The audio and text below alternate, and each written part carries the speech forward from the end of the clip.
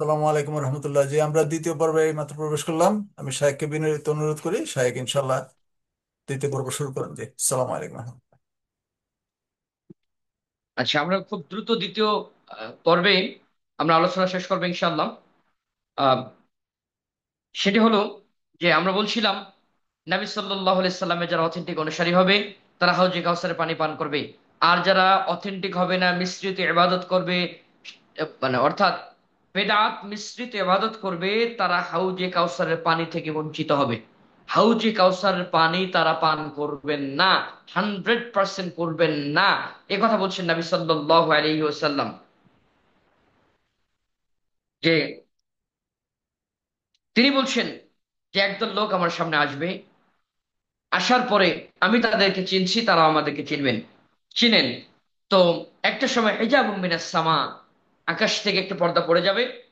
এরপরে আমি আল্লাহ তাআলাকে বলবো, আল্লাহ, এরা তো আমার অনেক উম্মত এখনো বাহিরে আছেন, তারা হাউজে কাউসার পানি পান করেন নাই। তখন আল্লাহর পক্ষ থেকে একটি ঘোষণা আসবে, তারা তোমার উম্মত হওয়ার যোগ্যতা রাখে না। বলা হবে, কেন? আমি তো তাদেরকে চিনি, তারাও আমাকে চিনে, আমি তো বুঝতে পারছি তারা আমার উম্মত। তখন আল্লাহ তাআলার পক্ষ থেকে জবাব আসবে যে তুমি জানো না যে ইন্নাকা লা তাদরি মা বাদদালু বা'দাকা, যে তুমি জানো না, হে নবী আপনি জানেন না, আপনার মৃত্যুর পরে যেই সোনা ইসলাম পৃথিবীতে রেখে এসেছিলেন, যেই সুন্দর দিন ধর্ম পৃথিবীতে রেখে এসেছিলেন, সেই দিন ধর্মকে তারা নিজের স্বার্থে কখনো যোজন, কখনো বিয়োজন করেছে, অর্থাৎ বেদাত করেছে। নতুন নতুন নীতি আবিষ্কার করে আপনার নামে, ইসলামের নামে, কোরআনের নামে, হাদিসের নামে তারা চালিয়ে দিয়েছেন। সুতরাং তারা উম্মত হওয়ার যোগ্যতা রাখেন না। তখন নবী সাল্লাল্লাহু আলাইহি সাল্লাম বলবেন যে সুবকান সুবকান লিমান বাদদালা বা'দি, দূর হও হতভাগা, দূর হও, যে আমার পরে তোমরা আমার সুন্দর ইসলামকে, সুন্দর সুন্নাহকে পরিবর্তন করেছো নিজের স্বার্থে, কখনো যোজন করেছো, কখনো বিয়োজন করেছো। সুতরাং তোমরা আমার উম্মত হওয়ার যোগ্যতা রাখো না। সম্মানিত দিনী ভাই, তাহলে বুঝতে পারলাম যারা কোরআন এবং সুন্নাহকে অনুসরণ করে তারা কখনো বেদাতের সঙ্গে আপোষ করে না। বেদাত বড় ভয়ানক জিনিস। অর্থাৎ আমরা যেটা বলি, এক গ্লাস দুধে যদি এক ফোঁটা বিষ দেয়া যায়, ওই ফুল দুধে যেমন কোনো মূল্য থাকে না, একইভাবে সমস্ত সুন্নার ভিতরে সামান্যতম বেদাত ঢুকে গেলে ওই আমলের আর কোনো মর্যাদা থাকে না। এটা ডিস্ট্রয়েড, নষ্ট আমল। নষ্ট আমল কষ্ট করে, ওই নষ্ট আমল করার কোনো প্রয়োজন নাই। সুন্নাহ ভিত্তিক আমাদেরকে আমল করতে হবে। সুতরাং যারা কোরআন এবং সুন্নাহ মানে, তাদের একটা গুরুত্বপূর্ণ মর্যাদা হলো তারা কি করে না, বেদাতের কাছে আপোষ করেন না। 4 নম্বর, তারা শিরক করে না। সারা পৃথিবী একসঙ্গে হলেও কোনোদিন শিরক করবে না, আল্লাহর কাছে আশ্রয় প্রার্থনা করবে, তারা শিরক করবে না। 5 নম্বর হলো তারা দলিল ভিত্তিক আমল করে, দলিল ভিত্তিক তারা জানতে চায়, তারা জ্ঞান অর্জন করতে পছন্দ করে।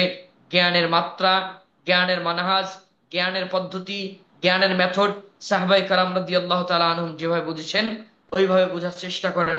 পৃথিবীর কোন মানুষের নীতি তারা বুঝতে চেষ্টা করেন না। 6 নম্বর হলো তারা জাল জয়ীফ হাদিস নিজের জীবনে কখনোই আশ্রয় দেন না। অর্থাৎ যারা সহিহ মানহাজের অনুসারী, তারা কখনোই জাল জয়ীফ হাদিস এর শেল্টার গ্রহণ করেন না। তারা স্পষ্ট ইটি রাসূলুল্লাহ সাল্লাল্লাহু আলাইহি সাল্লামের দ্বারা প্রমাণিত, মানতে আমি রাজি, এক্ষুনি রাজি, বিনা দ্বিধায়, তাওআন আও কারহান, ইচ্ছায় অনিচ্ছায় মানতে রাজি। আর যেটা রাসূলুল্লাহ সাল্লাল্লাহু আলাইহি সাল্লামের দ্বারা প্রমাণিত হবে না, সেটি তারা মানতে রাজি নয়। সম্মানিত দিনী ভাই, বলছিলাম যে যারা কোরআন এবং সুন্নাহ অনুসরণ করে তাদের মর্যাদা, তাদের মর্যাদা নিয়ে আমরা অতি সংক্ষিপ্ত একটা আলোচনা 2টি পর্বে আপনাদেরকে আমরা উপহার দিলাম।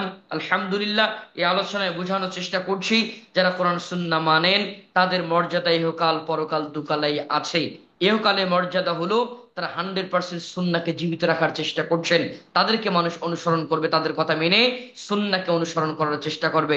পরকালে দুই, পরকালে মর্যাদা হলো তাদের দুনিয়ার জীবনের কোন আমল তারা আল্লাহ তাআলা নষ্ট করবেন না। 3, তারা দলিল ভিত্তিক জীবন যাপন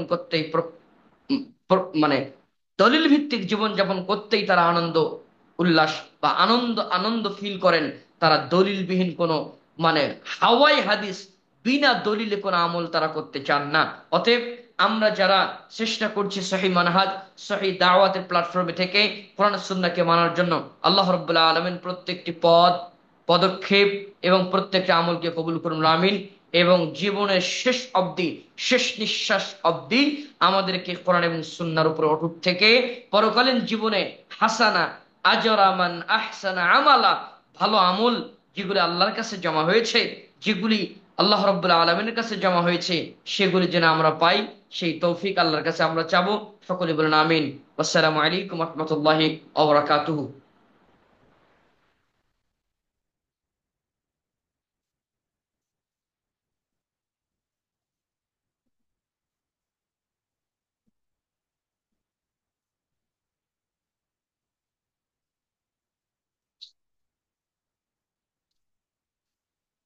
শেখ শুনতে পাচ্ছেন আমাকে?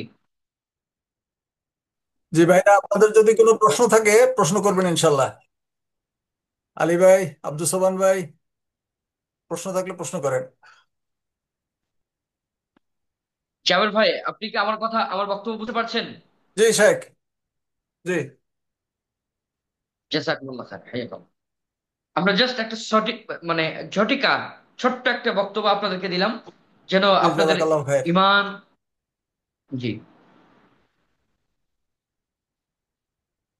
মনে হয় শেখ প্রশ্ন নাই, তো আমরা তাহলে এখানে শেষ করি শেখ আচ্ছা আচ্ছা, ইনশাল্লাহ। ঠিক আছে। শেখ, আল্লাহ সুবহানাহু ওয়া তাআলা আপনাকে হায়াতে তয়্যেবা দান করুন, আপনার নেক আমল বৃদ্ধি করে দিন, আপনাকে আমিন আমিন। উত্তম উত্তম আমল করার তৌফিক দান করুন, এবং আপনার এলেমকে আমিন আরো আমিন। বর্ধিত করে দিন, আমিন। জাযাকাল্লাহ খায়ের শেখ। আমিন। কষ্ট করে আসছেন, সালাম আলাইকুম। কারেন্ট ছিল না, তারপরে সময় করে বের করে আসছেন, আলহামদুলিল্লাহ। ইনশাল্লাহ জি শেখ, জি আবার আপনার সাথে যোগাযোগ করবো। জাযাকাল্লাহ খায়ের। জি জি। জি, আসসালামু আসসালামু আলাইকুম। আলাইকুম।